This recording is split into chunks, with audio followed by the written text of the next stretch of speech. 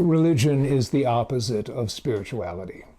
Religion is a body of ideas about humanity's relationship to God, supposedly handed down directly from God, and which therefore should never have to change. I mean, given their alleged origin, what does that mean when a religion has to back down from some time-honored position because science has blown it out of the water? God was wrong, God changed his mind. The religions of the world are going through just such a heels dug in hissy fit right now on the subject of homosexuality. Is God for it or against it?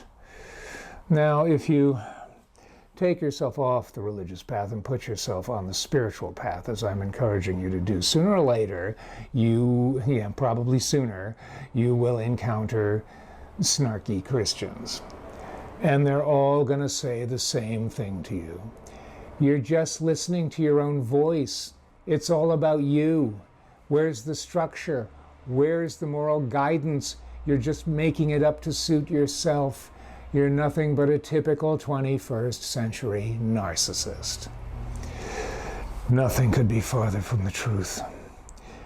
In a religion, the structure and moral guidance comes from the rules of behavior for that religion, the lists of do's and don'ts.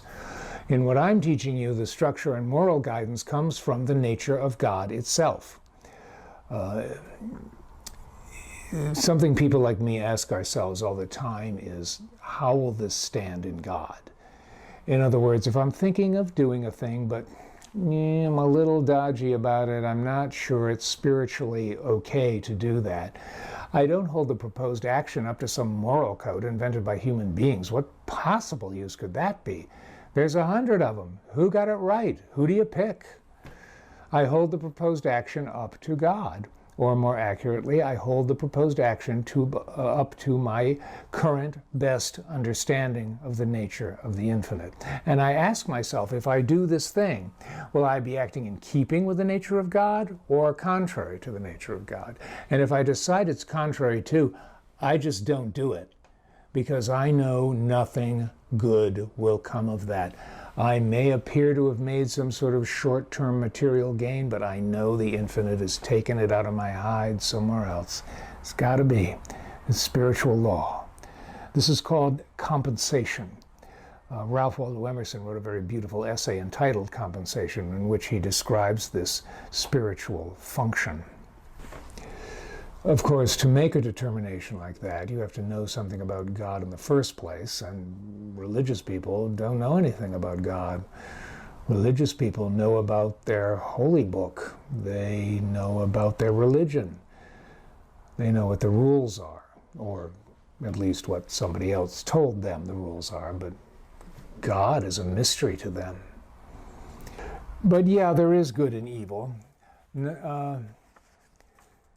And not because God sat on a cloud one day and wrote out a list of rules for behavior that run contrary to every natural impulse we have. There is good and there is evil because God exists.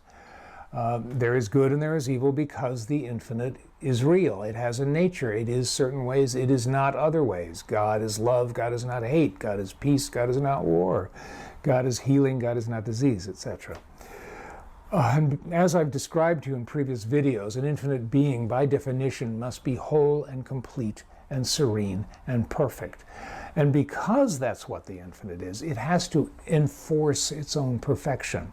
It has to protect its identity from the likes of you and me with our naughty free will, which we so often use very stupidly.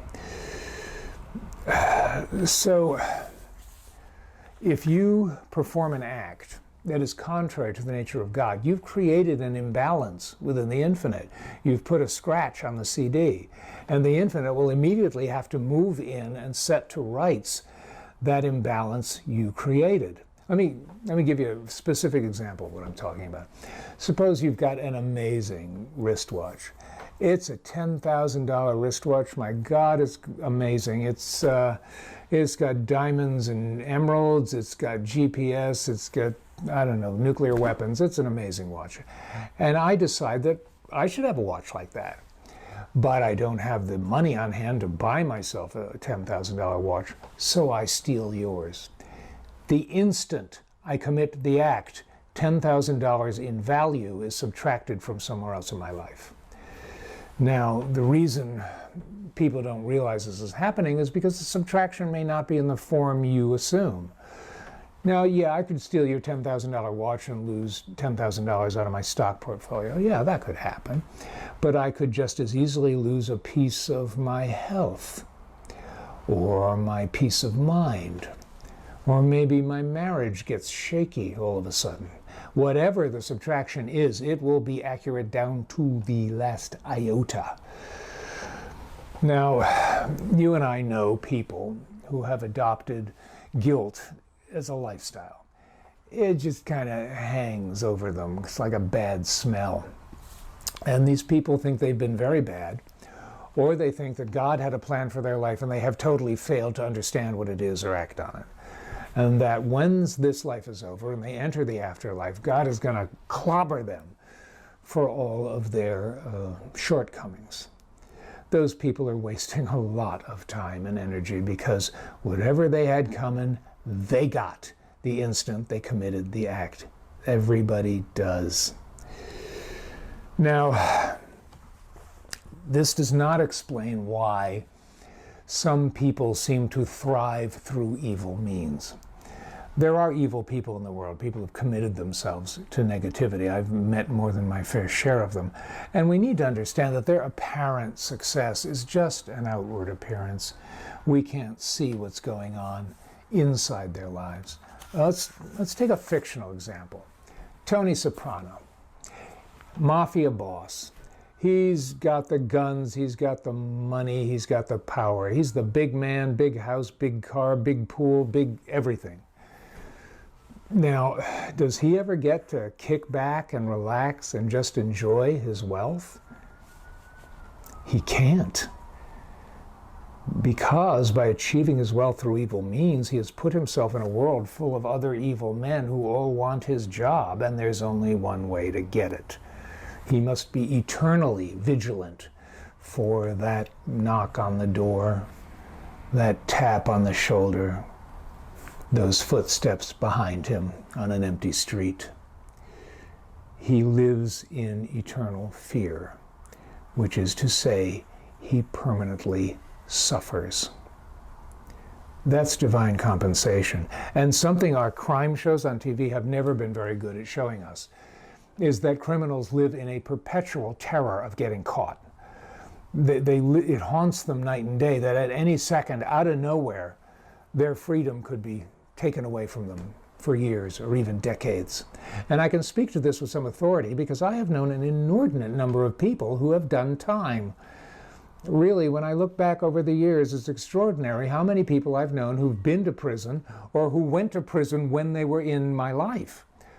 When you make it your practice to go around not judging people on a regular basis, you can end up hanging around with some very interesting people. They're kind of drawn to you.